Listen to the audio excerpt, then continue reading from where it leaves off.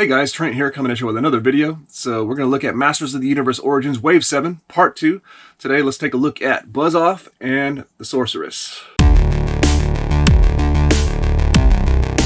So welcome into my channel. If you like what you see, please like, comment, and subscribe for more great videos on toy collecting, 80s, 90s, nostalgia, and things of that nature.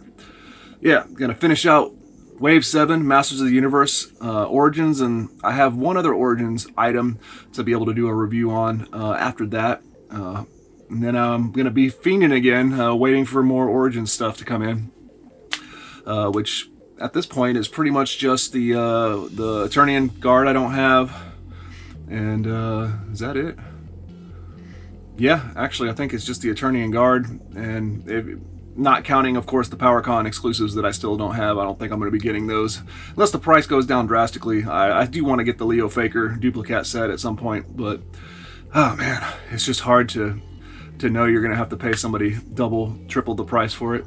But anyways, at least we got some Wave 7 here. Let's get these on the shelf. So let's take a look at these toys. All right, here we go. Masters of the Universe Origins Wave 7 Part 2. We're going to take a look at the Sorceress, traditional form, and Buzz Off. Two great looking figures. Let's look at the Sorceress first because she's a repaint basically. So this is nice because not only is it a repaint in the vintage color scheme and everything, but this gives the people that want a Sorceress mint on card, a carded version of the Sorceress, which the only Sorceress we currently had was the one that came with Castle Grayskull, the all-white one. So here we go. Sorceress is heroic guardian of Castle Grayskull. So we got the cross cell there, and oh, she has the spreading wing feature, at least some form of action feature. And let's take a look at her back artwork. Let's see who we got in here. Oh, you can see the Horde there. So there's a few figures there, including Modulok. That's cool. There's Modulok there, Mantana, Hordak, Leech, and Grizzlor. So Leech, Mantana, and Modulok are figures we haven't seen examples of yet, so that'd be nice.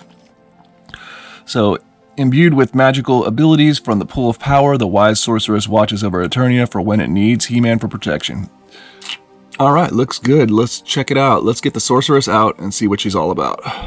Alright, here we go. Got the Sorceress out of the package, and the colors are looking great. There's a nice little painting of the eye. Looks like they got it centered properly. Looks good. And I'm sure that people that like the card back figures are gonna especially like to have this available as a standard release. So the Sorceress comes with one accessory. It is her staff. It doesn't look any different to me from the previous Sorceress's staff, so not that I would expect it to be. So yeah, really nice figure. The way the wing design is really cool, and the colors are really nice. I never noticed the little metal piece under there before. I never looked. I guess I never examined. Oops, I never examined the Sorceress as much. All right, so here is the new Wave 7 Sorceress next to the Castle Grayskull release Sorceress, which was the, what do they call her? Oh yes, the Temple of Darkness Sorceress, that's what she was called. I remember now. So yeah, the staff looks the same, and then of course the Temple of Darkness was an all-white with just a clear translucent set of wings. So definitely cool variants here. The eye was just a straight gray. So yeah, it's just the same figure, but it's a great repaint because we needed the one that we're used to seeing, the one that we all grew up with. Well, a lot of people probably didn't have the Sorceress. I didn't have it. It was a later release figure. I still don't have it. That's one of the vintage figures I'm still missing in my collection. But yeah, cool. Of the variants, it's one that I'm pretty happy to get.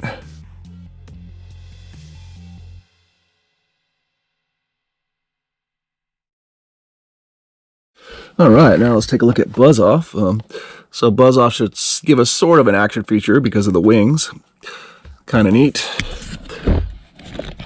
So Buzz Off, the heroic spy in the sky. Figure looks pretty nice. Again, more vibrant, rich colors than the vintage, but still pretty much in the same spirit and fashion. We'll see if anything changed and if it was for the better or whatever. So let's check out the artwork on the back here. Leader of Eternia's bee people, the Andrenids. Buzz Off uses his insect vision to keep an eye on Skeletor's evil plans. So he's hovering above Skeletor and Beastman and Evil Lyn. Cool. And we can spread his wings and twist him into powerful battle positions. Alright, so Buzz Off looking good. Let's get Buzz Off out and see what he's all about. Oh yeah, one thing real quick I want to mention. For the first time ever, I just noticed this. For the first figure so far that I remember in Masters of the Universe Origins, the weapon is actually, on the regular carded figure, the weapon is actually, they molded a display spot for it instead of it being on the back. I guess they had to maybe because of his wings. But yeah, they did it for his weapon. Now that I think about it, it must be because of his wings, but that's cool. Too bad they don't do that on all the figures. At least the ones with the smaller weapons that they could do it. All right, here we go. Buzz Off out of the package, and already I'm seeing some a little improvement that's really cool. So there's Buzz Off with his wings. Looks the same as I remember, but right here they've improved his little hat. He's now has little I don't know what they would be called, antennas.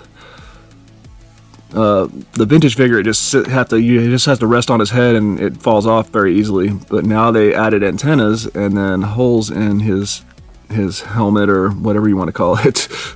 I don't know what it's properly called. So now that's not going to fall off. Yeah, that's really neat. That's a neat little improvement that they added in there. Oh, and now that I think about it, I think this may be the first figure where we're seeing not only these are the clawful style arms with the pinchers, and then also this style of leg, the reptilian style leg, which is on like Whiplash, clawful, and stuff like that. I don't think we've had those yet. So that's, oh, and then the feet too. Clawful has these kind of feet, and I think Whiplash does too. So we're starting to see those. So it's a pretty safe bet we're going to get all those figures that I just mentioned. So he looks good. I like the colors. I like that brown color. Really, really pops with that yellow. Or it makes the yellow pop, I guess you should say. Let's check out the face. Yeah, I like the improvement of the antennae. That's really neat. Nice face sculpt. So the wings seem to be the same as they are in the vintage figure for the most part, as the way they function, and you can take them off and put them back on if you want to. And they did not improve his weapon. It's still the same. I mean, he comes with really hands that can't really function his weapon properly, or make it look like he's actually holding it in a way that is meaningful, like he could actually use it. Oh, actually, these hands now rotate though, so maybe we can do something to make it look... Oh, did they make it? Maybe they did. Okay, you can sort of make it... Yeah, you can make it look like he can hold his weapon now, but since you can rotate the hands. I didn't think about that.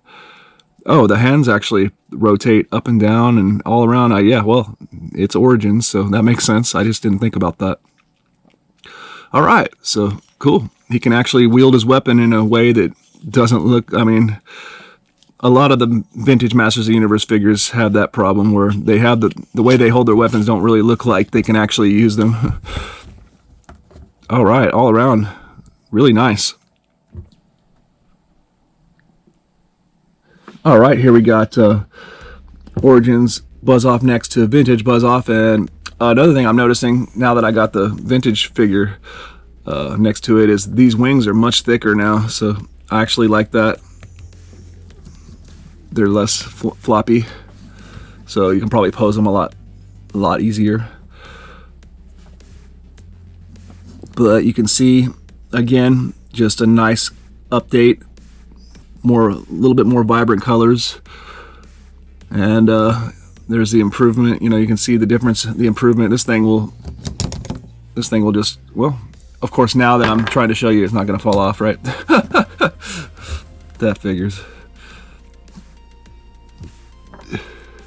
So he does have a little bit of those little nubs. At least there's something, but usually whenever I'm moving the figure around trying to position him in my collection, that thing falls off almost every time.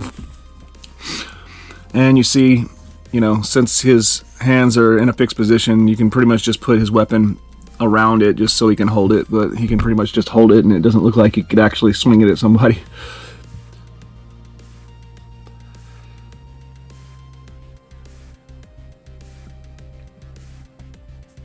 All right, got Wave 7 in the collection now, so there we go. We got Buzz Off chilling back there behind Mosquitor, so there we go.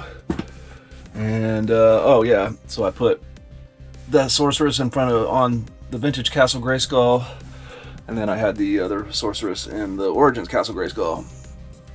Still got to get that Vintage Sorceress at some point. There was an auction lot that had a really nice one complete with weapon, but it went to ridiculous prices. The problem with it was Goodwill screwed up and actually they included some pictures in the auction. They accidentally included a picture of a bunch of Teenage Mutant Ninja Turtles that weren't actually included in the lot, which in my mind, based on the figures there, the auction ended up going for over $500, and there's just no way. There was a Sorceress in there, there was a Blast Attack, and what else of notable figure? Those were the two best ones, I think. So I mean, I could see it maybe going for $200-300, but whenever it hit over the $500 mark, I knew it was because they had made that mistake. So I was like, nah, I'm not going to overpay. You know, I was tempted because I really wanted that Sorceress, and then the Blast Attack is another one I don't have. I think maybe there was one more pretty good figure in there. I just can't remember what it was right now. Not one that I was missing, I don't think. Oh, it was parts of Multibot. That's what it was. There was some multibot parts. Not even both the heads, but it was some multibot parts were the other good thing in there. Unless there were some accessory pieces and stuff in there, and I will admit I didn't know everything that was in there. But to me, it got overhyped because of the, you know, the erroneous photos in there. So we'll see what happens. You never know. You may see that lot go back up because somebody's going to be like, what? I'm not paying for this, you know. So, yep, Origins completely waved out. The only thing I don't have for Origins is, yeah, that Eternian Palace Guard. I don't have the PowerCon exclusives except for I got the Mysteries of Grayskull set. That's the only one I got. I might be forgetting something. I mean, I don't know if Stridor counts yet. I don't think it really came out yet, or I'm not sure. So if Stridor is considered, I don't have it. And the original PowerCon stuff I don't have. Other than that, I have everything, including to be reviewed pretty soon when I can get to it, is the Flocked Panther. I just got to get around to it. So, all right, guys. Well, that's going to do it for this video. I hope you enjoyed. Please like, comment, and subscribe, and we will see you in the next one.